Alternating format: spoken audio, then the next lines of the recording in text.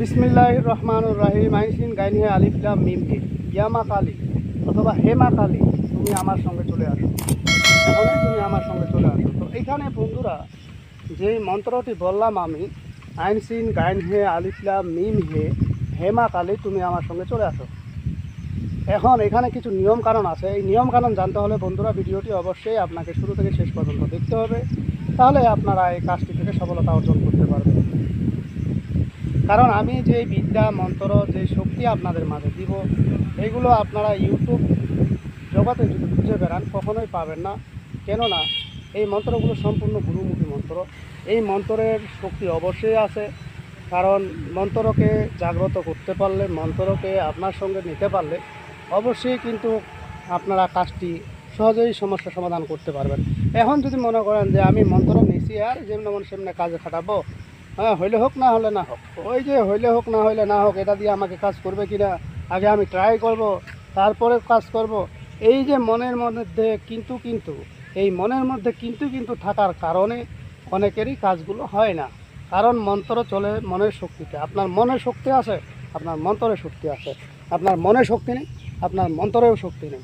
আপনার মনে জোশ নেই, জোর নেই, আপনার মন্ত্রের মধ্যেও জোশ নেই, জোর নেই। কারণ মন্ত্র আপনার রক্তের সাথে জড়িত।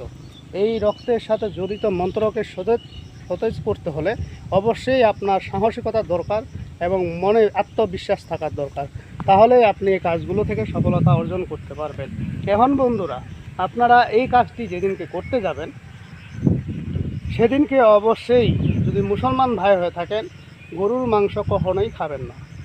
যদি গরুর মাংস খায় এই কাজটি করতে যান, কালি ধরতে যান, তাহলে নির্ঘাত আপনার মৃত্যু হয়ে যাবে।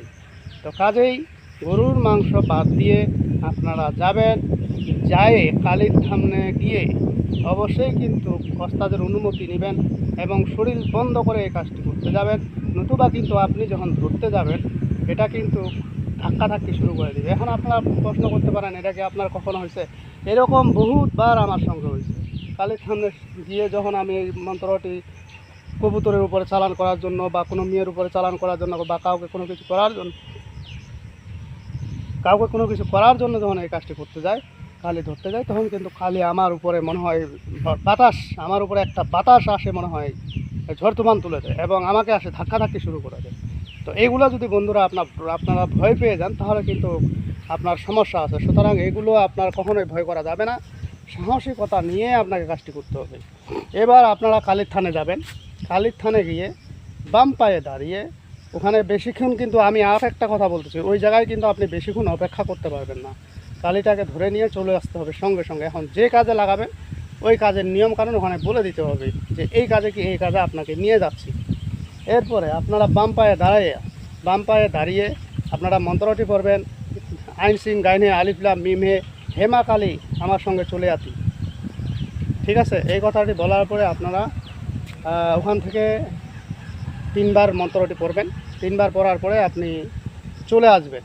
চলে আসার পরে যদি আপনার প্রকৃতভাবে শক্তি পেয়ে যান, তাহলে বুঝবেন আপনাকে কেউ ধাক্কাধাক্কি করছে বা আপনার শরীরটা ভারী ভারী হয়ে গেছে বা আপনার শরীরটা ঝিমঝিম হয়ে গেছে। আর যদি কোনোটাই না হয়, তাহলে বুঝতে হবে আপনার সঙ্গে কোনো কিছুই আসে নাই, সুতরাং আপনাকে দিয়ে কাজটা হবে না।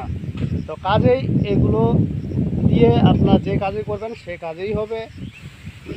আশা করি আপনারা বুঝতে পেরেছেন। আর যদি টোটালি বুঝতে না পারেন, তাহলে আমার সঙ্গে আপনারা যোগাযোগ করতে পারেন। আমি নিয়মকানুন আপনাদের কমেন্টের মাধ্যমে উত্তর দিয়ে দিব। তো যাই হোক বন্ধুরা, আমার ভিডিওটি যদি ভালো লেগে থাকে অবশ্যই একটি লাইক দিবেন, বন্ধুবান্ধবের কাছে শেয়ার করে দিবেন। আর যারা এখন আমার চ্যানেলটি সাবস্ক্রাইব করেননি তারা সাবস্ক্রাইব করে দেবেন এবং পাশে থাকা বেল আইকনে অল ক্লিক করবেন, যাতে ভিডিও ছাড়ার সাথে সাথে নোটিফিকেশন আপনাদের কাছে পৌঁছে যায়। আর যারা অলরেডি সাবস্ক্রাইব করে ফেলছেন তাদেরকে অসংখ্য ধন্যবাদ। তো পরবর্তী ভিডিও দেখার আমন্ত্রণ রইল। সে পর্যন্ত ভালো থাকবেন। ধন্যবাদ।